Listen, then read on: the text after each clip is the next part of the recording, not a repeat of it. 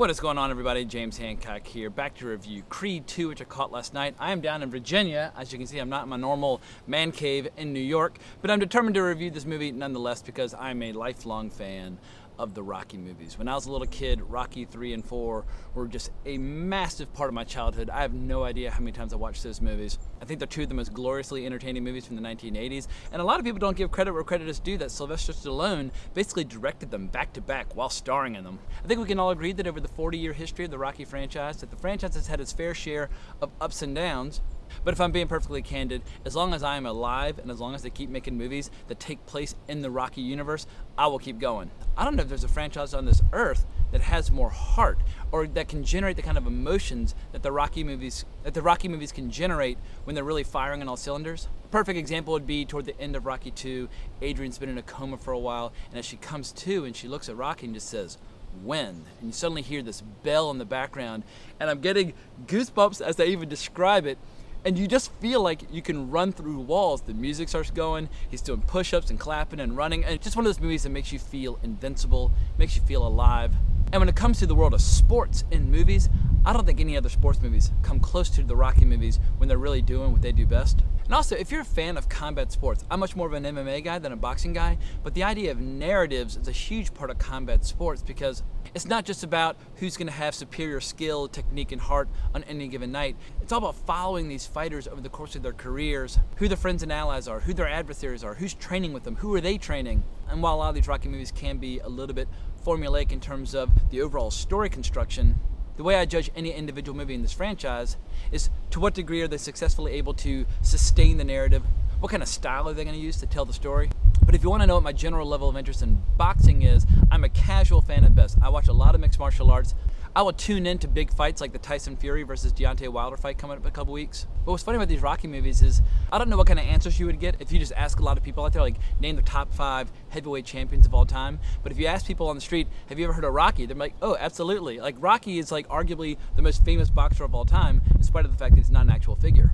But what I liked about Creed in 2015 was that I felt like it was the perfect way to pivot and reinvent and reestablish this franchise for many years to come. It obviously sustained all the narratives that have been established. Rocky's relationship with Apollo obviously is the heart and soul of this franchise. Obviously there were adversaries in the first 2 movies. Apollo then trained him in the 3rd, and then we saw the death of Apollo in number 4. And I don't know if this franchise will ever be able to successfully recapture the magic of those first 4 movies, in particular because of the heart and soul in the relationship between Rocky and Apollo. That said, Creed is a perfect example on how to reinvent and reignite a franchise that had been honestly kind of fading over the previous 20 years. Between Rocky 5 and Rocky Balboa, I think it was like 16 years. And between Rocky Balboa and Creed, it was like 9 years. So obviously this is not a franchise that had a ton of momentum at that point, but Ryan Coogler and Michael B. Jordan and Sylvester Stallone did such a good job with Creed. And it came as a surprise to no one when Ryan Coogler used the success of that movie as a springboard into directing Black Panther, one of the most successful movies of the last couple of years. So when I learned that Ryan Coogler was not going to be returning to the director's chair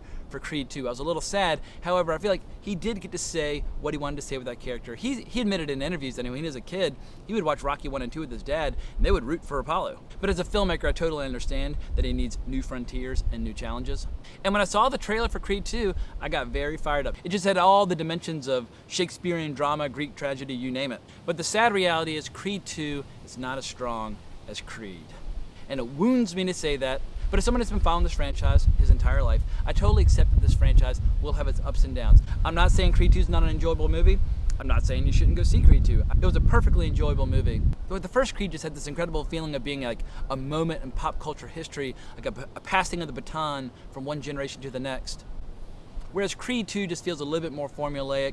And I think it boils down to the fact that someone named Stephen Caple Jr. directed this movie. I had never heard of Stephen Caple Jr. going into this movie. I looked up his credits on IMDb.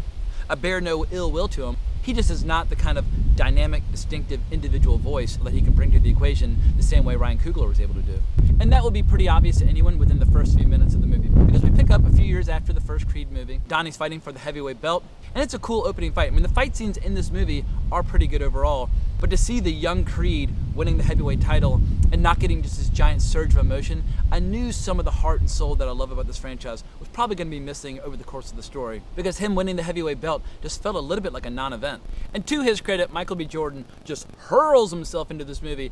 I don't know if there's a more fit actor alive today than Michael B. Jordan. Actually, The Rock, Dwayne Johnson might have the biggest claim to fame, but in terms of just being shredded and athletic, Michael B. Jordan obviously now is a physical specimen. And the boxing scenes do have a lot of punch, especially when we see Ivan Drago's son training.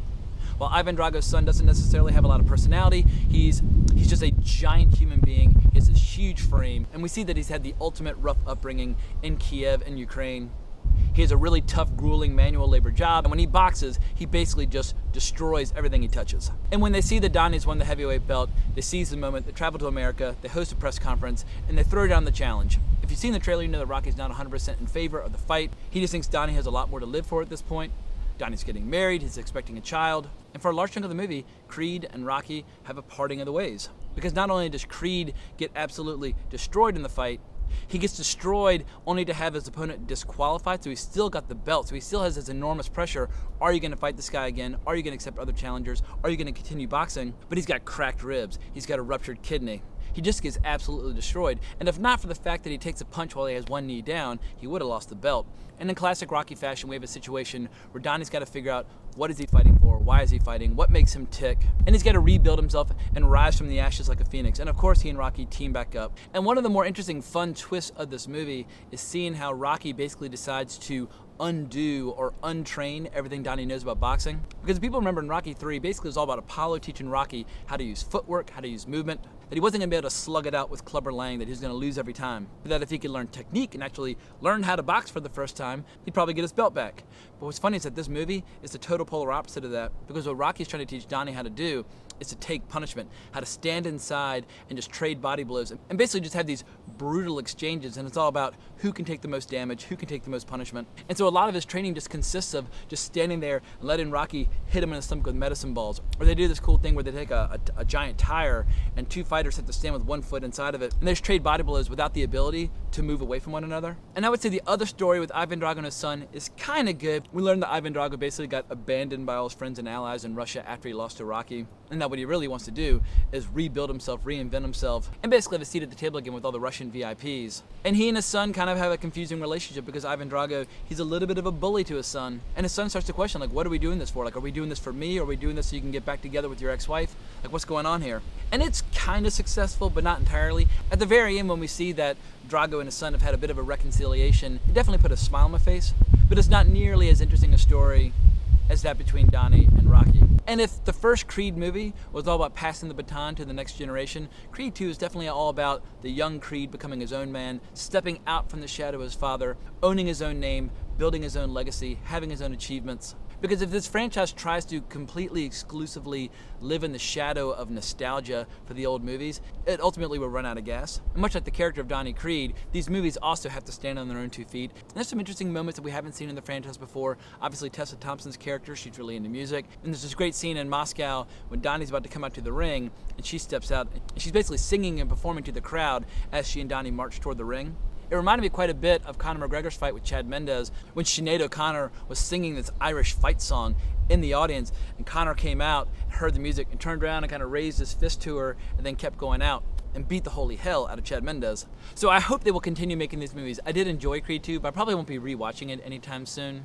I just hope they find a much stronger director next time at bat, because Michael B. Jordan deserves to have a great filmmaker at the helm when he's putting so much effort into this franchise. If I were to rank the Rocky movies, I have kind of an unconventional list because I was born in '76, so I wasn't watching the Rocky franchise when it first got started. I discovered it through 3 and 4 and went back and discovered 1 and 2. But if I were to rank all the Rocky movies to date, I would say my favorite's Rocky 3, followed by Rocky 4, Rocky 2, Creed, Creed 2, Rocky 5, Rocky Balboa. I know a lot of people like Rocky Balboa, and I don't dislike Rocky Balboa. I just think Rocky Balboa is by far the weakest of the 8. So I guess I would place Creed 2 in the bottom half of the 8 movies.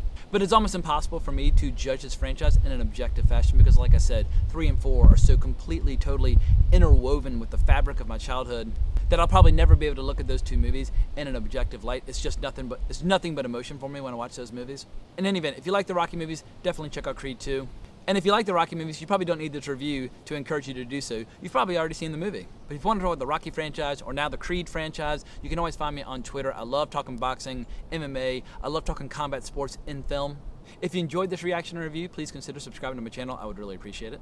But I can't tell you how much I appreciate the support from my channel. But more importantly, as always, onwards and upwards.